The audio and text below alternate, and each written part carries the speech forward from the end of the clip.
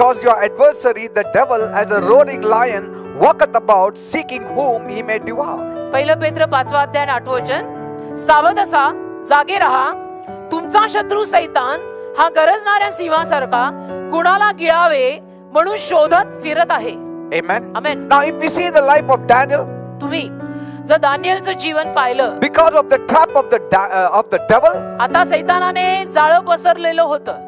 you know the whole story. आता तुम्हाला कहाणी कळली ना पूर्ण, Daniel was praying. की दानिएल प्रार्थना करत होता. Yes, the king's edict was there, but still he opened his window and prayed. महाराजांनी तर कायदा काढला, पण तरी सुद्धा दानिएल त्याची खिडकी उघडून जिवंत देवाला प्रार्थना करायचा. Every day he used to pray. रोज प्रार्थना करायचा. Now that was the trap of the devil. आता हे सैतानाने जाळं टाकलेलं होतं. And so Daniel was thrown into a literal lion's den. मग दानिएलला शेवटी त्यांनी अक्षरशः सिंहाच्या गुहेत फेकला. So many times बऱ्याच वेळेला when we are living for God, आपण जेव्हा देवासाठी जगत असतो, when we are being promoted, आणि आपल्याला समजा बढती मिळते, through jealousies of the people, sometimes we may be demoted. तर लोकांच्या जळफळाटामुळे कधी कधी आपल्याला अधोगती पण मिळू शकते. Sometimes because we are righteous, we may lose our jobs. आणि कधी कधी आपण नीतिमान आहोत म्हणून आपली नोकरी पण जाऊ शकते. Yes, there are other reasons also. If we are not very faithful in a job, you will definitely lose your job. अर्थातच नोकरी जायमागची इतर पण कारण असतात. आपण जर ती नोकरी विश्वासूपणे इमानानं केली नाही तरी पण नोकरी जाऊ शकते. Like some people say, I am a believer, I will never lose my job. जसं काही बिलीवर माणसं म्हणतात की नाही, मी बिलीवर आहे, माझी नोकरी जाणारच नाही I कधी. mean, if you are unfaithful, you will not be there, though you are a believer. तुझं बेईमानपणे नोकरी केली तर तुझी नोकरी जाणारच आहे. ती काय जादू आहे का? Say, you cannot blame God for it. त्यामध्ये देवाला दोष देऊन चालणार नाहीये. So many of us do find ourselves in a spiritual lion's den. तर आपल्यातल्या अनेकांना हे अनुभव येतात आणि असं वाटत असतं कधी कधी की आपण आध्यात्मिक रीतीनं बहुतेक सध्याला दानिएलच्या गुहेत अडकलोय. And maybe it's not your fault, it is somebody else's fault who was jealous of you and so you are framed. आणि कदाचित तुझ्या स्वतःच्या चुकीमुळे नाही, तो कोणीतरी तुझ्यावर जळत होतं आणि त्यापायी तुला सिंहाच्या गुहेत टाकण्यात आलं, असंही होऊ शकतं. So I can imagine that the politicians that framed Daniel, तर मी कल्पना करू शकतो या ज्या राजकारणी लोकांनी दानिएलला अडकवायचा प्रयत्न केला, I can imagine them rejoicing with joy. कल्पना करू शकतो मी की त्यावेळेला ती सगळी माणसं किती आनंदी झाली असतील की आपल्याला दानिएलला अडकवायचंच होतं आणि तो अडकला. See, their plan had worked beautifully. आणि या राजकारणी लोकांची योजना फर्स्ट क्लास झाली. And the king was not very hard to deal with. आणि महाराज पण म्हणजे लगेच फसायचे या सगळ्या राजकारणी लोकांच्या बोलण्यात. So many times तर बऱ्याच वेळेला when believers are put down, believer लोकांना जेव्हा असं खाली टाकण्यात येतं, the devil thinks that he has trapped the believers. सैतानाला मग वाटायला लागतं की झालं, आता हे बिलीवर तर माझ्या जाळ्यात अडकले,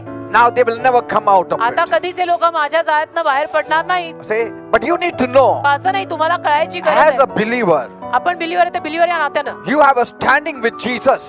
आपलं येशू बरोबर एक स्थान आहे And you will not be kept there for long. आणि फार वेळ तुम्हाला तिथं ठेवलं जाणार नाही. Very soon you will come out. फार लवकर तुम्ही त्यातनं बाहेर सुद्धा पडाल.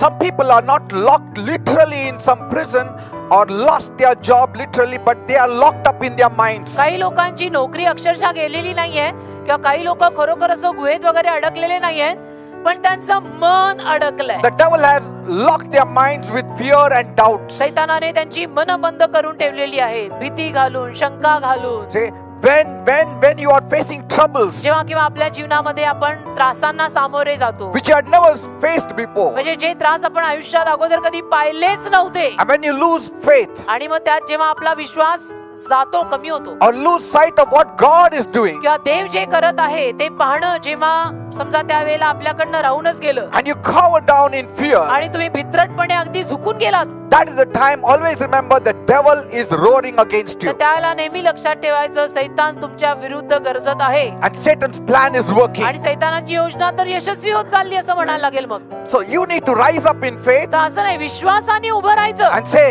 आणि म्हणायचं, no matter what has happened to me, काही घडो माझ्या जीवनात, काही जरी झालेलं असलं, when my God arises, माझा देव जेव्हा उठेल ना, my enemies will scatter. माझे सगळे शत्रू विखरतील. Let God arise and let my enemies scatter. माझा देव उठू दे आणि माझे शत्रू पांगू दे. ढेपाळायचं कधी नाही. Because as for believers, कारण बिलीवर लोकांचं जर म्हटलं, it is never over until it is really over. Believer माणसांची जीवन कथा तोवर संपत नाही जेव्हा देवाकडनं ती संपत नाही.